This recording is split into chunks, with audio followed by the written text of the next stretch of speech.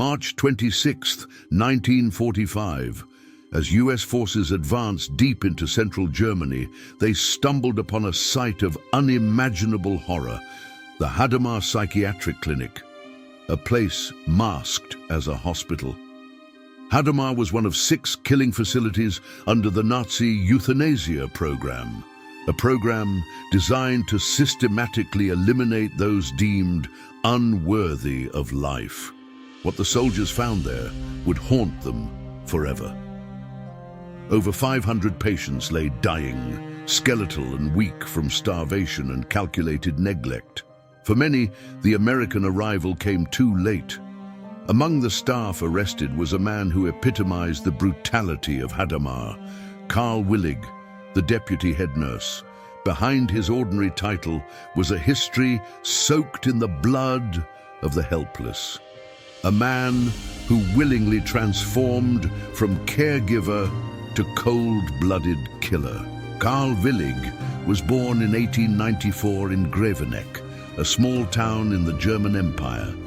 His early years were unremarkable, shaped by the economic and political turmoil that gripped Germany after World War I.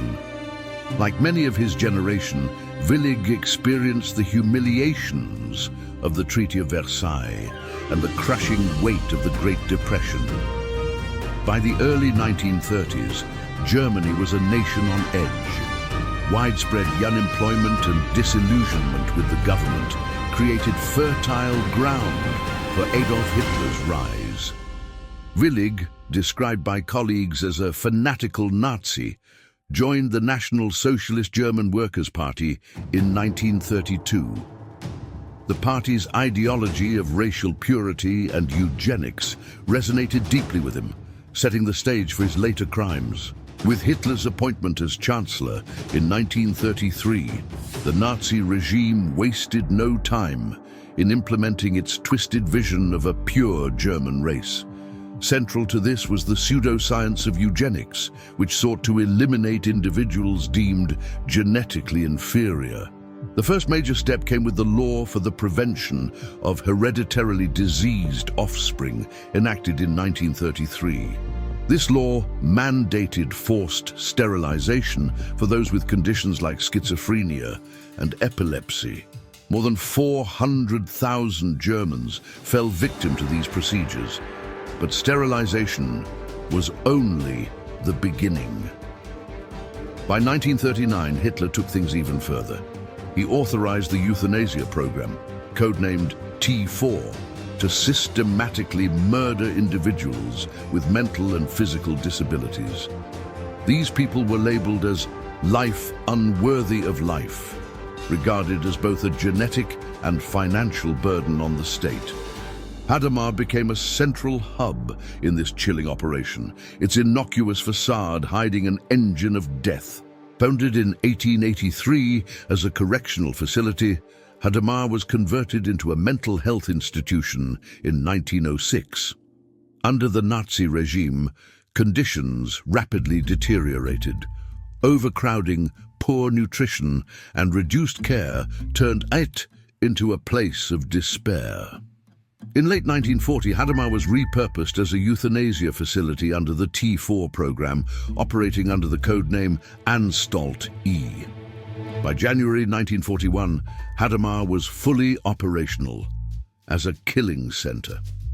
Buses transported patients daily to the facility. Upon arrival, victims were weighed, photographed, and led to the basement gas chamber, disguised as a shower room. There, bottled carbon monoxide gas was used to kill them. The bodies burned in crematoriums, the ashes sent to families with falsified death certificates. Between January and August 1941, over 10,000 individuals were murdered at Hadamar. The staff celebrated their accomplishments with beer and wine, even marking the cremation of the 10,000th victim as a festive occasion. In the summer of 1941, Karl Willig began working at Hadamar, first as an orderly and later as the deputy head nurse. While some staff claimed they were coerced into their roles, Willig's participation was entirely voluntary. By his own admission, he never sought to leave Hadamar, nor did he face threats of punishment if he resigned. And the reason he stayed? To secure his pension. But Willig was not merely a passive participant. He actively took part in selecting and killing patients, often administering lethal overdoses of medication or starving them to death. Witnesses described him as particularly brutal, inflicting physical and emotional abuse on those under his care. One of Willig's most chilling acts involved Polish and Russian forced laborers. In 1944, 476 foreign laborers suffering from tuberculosis were sent to Hadamar. Willig personally escorted one of the transports, ensuring the victims were sedated with drugs before being killed. The following morning, Hadamar's chief physician, Adolf Wahlmann, confirmed their deaths. As the war progressed, Hadamar's role shifted, but its purpose remained deadly.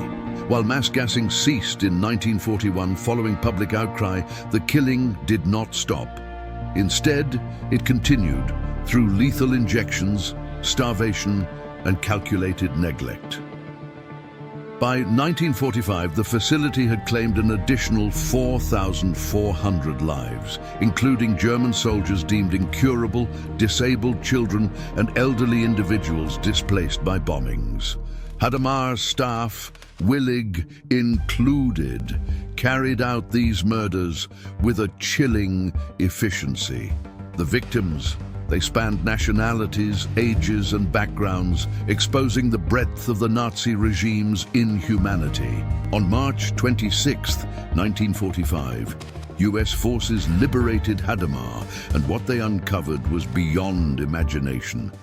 Emaciated patients lay barely clinging to life, surrounded by records that documented every horrific detail of the systematic killings. The facility's crematoriums still reeked of burnt flesh, grim, unrelenting monuments to atrocity. Karl Willig was arrested alongside other staff members. At first, American authorities faced a legal dilemma. Under international law, they had no jurisdiction to prosecute Germans for crimes committed against fellow Germans. But then, they found a loophole. The murders of 476 Polish and Russian forced laborers fell squarely under their jurisdiction because these victims were citizens of Allied nations. In October 1945, Karl Willig and 6 other Hadamar staff members faced justice before an American military tribunal. The trial was led by Chief Prosecutor Leon Jaworski, a name that would later gain fame during the Watergate scandal. This time, however, Jaworski's focus was on the murders of the Eastern workers, with evidence and survivor testimonies painting a chilling portrait of Willig's role in the atrocities. Willig's defense, disturbingly unrepentant. He argued that he was simply following orders and performing his duties as a German official. His justification for mass murder? I did my duty. God is my witness. The tribunal was unmoved. On March 14, 1946, Karl Willig, along with Hadamar's chief administrator Alphonse Klein and nurse Heinrich Roff, was sentenced to death. Later that same day, Willig was hanged at Bruchsal prison. Witnesses reported that he showed no remorse. Even in his final moments, Willig clung to the twisted belief that his actions were justified. Hadamar's story is a harrowing reminder of how easily institutions can be corrupted under totalitarian regimes. Historians estimate that the Nazi Euthanasia Program claimed the lives of over 250,000 individuals, spanning children, the disabled, the elderly, and foreign laborers. These murders laid the groundwork for the Holocaust, showing the Nazi regime's capacity for dehumanization and systematic killing. Karl Willig's story? It's one of complicity and moral decay. He wasn't a high-ranking official or a mastermind behind Nazi policies, yet his actions, driven by self-interest and blind loyalty to the regime, contributed to unimaginable suffering. His life stands as a chilling reminder. Ordinary individuals can become instruments of extraordinary evil. History does not forget. Humanity does not forgive. The horrors of Hadamar stand as a warning to us all.